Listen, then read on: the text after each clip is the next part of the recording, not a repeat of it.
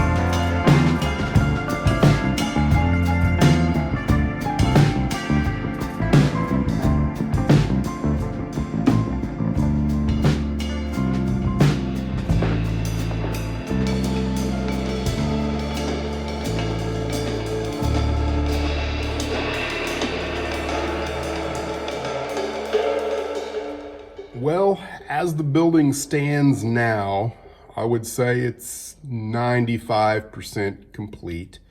There's still some things that I need to do to it. Signs, I'm considering awnings over the doors and the lower floor windows. Still kind of considering that. And I'm thinking the back side or the left side of the structure will have an exterior staircase. I'm not sure whether I'm going to go for the back side of the building or the left side where the barber shop will be. But there's still a few more things that needs to be done before I'm 100% complete with it. There's also, I think, some coping that needs to be put on the top of the brick to make it look like it was finished. So, but for right now, I'm content with the way it's going to look until I'm ready to do the last 5% of the structure. So, thanks for watching, and stay tuned for more Otter Creek and Rio Grande. Oh, pour me a whiskey